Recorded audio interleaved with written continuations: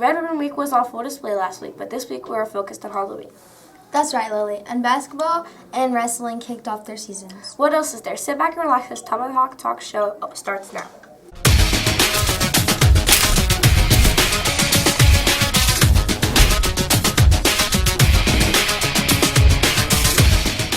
Happy Friday, everyone, and welcome to Tomahawk Talk. I'm Mia Hyatt.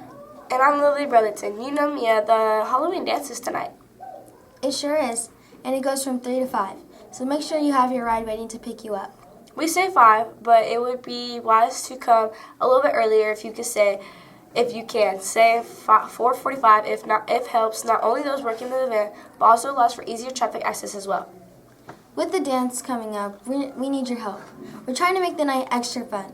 We're asking for donations of individually wrapped bags of Halloween candy.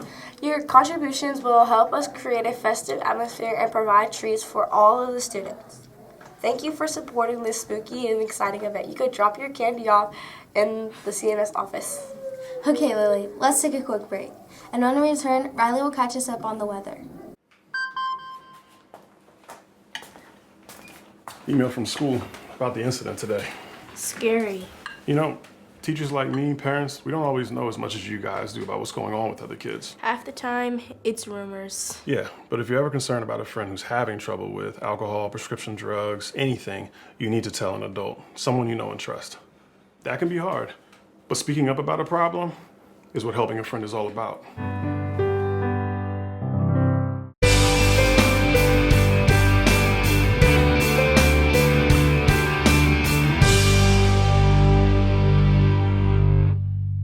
Hey CMS, Riley here, and it's time to check out our weather for the next 5 days. Boy, it sure does feel like fall around here.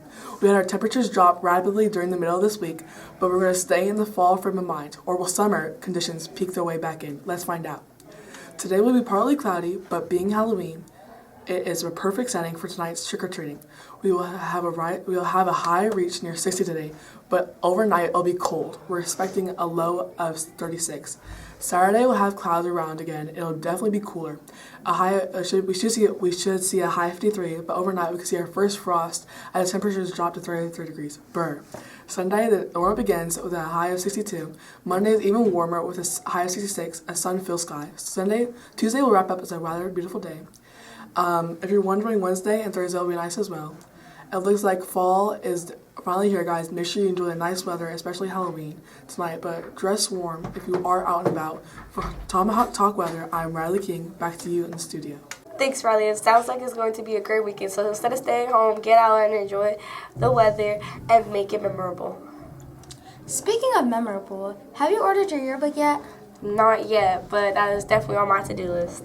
Well, Lily, you can place your order by going to the link listed below. Just use the code 17284. If that doesn't work, you can go to Skyward and order it. They are only $35 and you need to place your order soon. Speaking of yearbooks, what about a picture? Picture retakes will take place on Monday, November 3rd. If you didn't get it taken the first time or you didn't like it to begin with, make plans and get it taken then. Okay, CMS. The past few weeks, we have introduced you to some new faces, teachers that is. We have one more for you to get to know.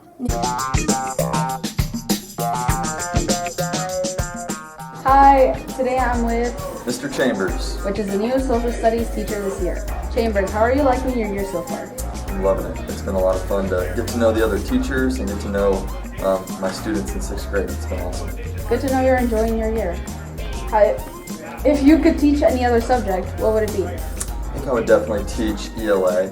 I like to read, so if I could read more creative stuff and not as much history, it would be a lot of fun. But yeah, I think that's what I would do. What has been the hardest thing about teaching so far?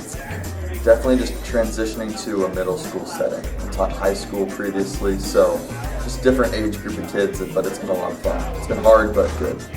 Well, sounds like you've got most of it under control. And with that, we'll wrap up this interview. Have a good day. Thank you so much.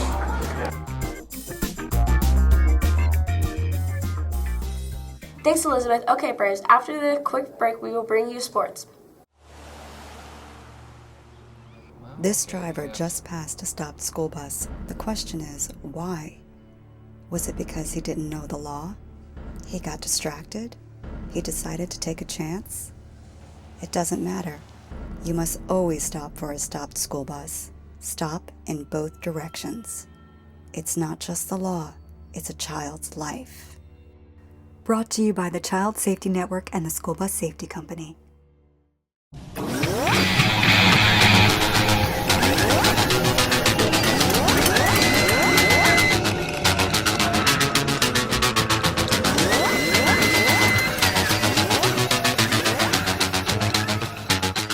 Hey CMS, Joel here to bring you a sports update. Basketball kicked off last week as the girls took on the court, but this week both wrestling and girls basketball were in action.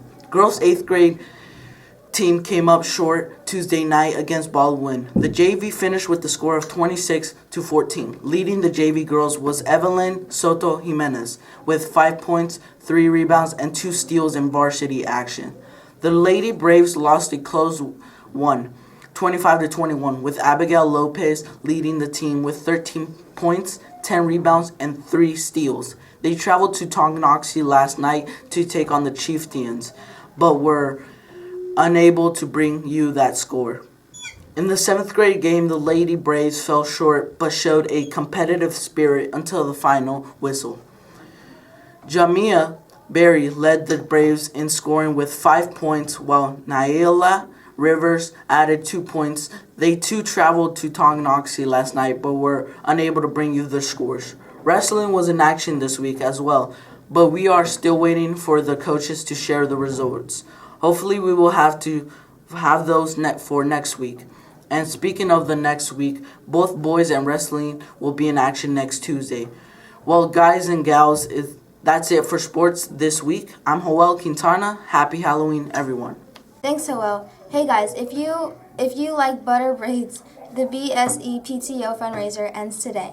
The butter braid pastries will be delivered on November 13th. If you have any questions, please contact the BSE PTO. Short week this week, Mia. And to wrap it up, we find out who of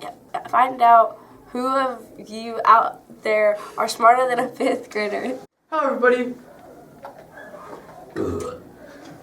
Hello everybody, my name's Silas. This is, state your name. Zayden. This is Zayden. Don't worry, I already knew his name. I know Zayden very well. Anyways, this is Are You Smarter Than a 5th Grader? Where we ask questions on if you're smarter than a 5th grader. Zayden, do you think you're smarter than a 5th grader? Me. Stop staring at me. Why are you even here? Because I'm supposed to be here with you. Zayden, you guys speak up a little bit, okay? Okay. What is 5 plus 5? 10. Nice. What is the most common size plank that you get? 2x4. Nice. What year did the United States of America declare independence? Not? 1776. Nice! So, what color does red and blue make? Violet. Use violet, you can use purple. Whatever one. Now, what is the charge of an electron in one atom? It could be any number of atoms, but what's the charge of electron? The mitochondria, I don't know. It's negative. No. Zayden, you got most of the answers right. You're smart as a 5th grader. You're as smart as a 5th grader. Good job. Dude, that's supposed to be some sort of insult. Just like, You are SMRs. hello, Silas. This is another part of Are You Smarter Than a 5th Grader? So, I have questions for you, Chris. Are you willing to answer them? Yes. Okay. Questions are, what is 5 plus 5? 10. What is the powerhouse of the cell?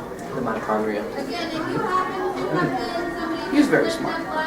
So, what is the most common type of point that you can get?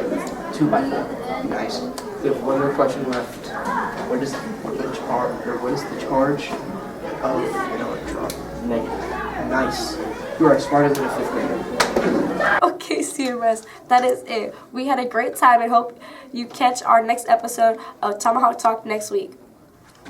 For Lily Brotherton, I'm Mia Hyatt. Have a great weekend, everyone.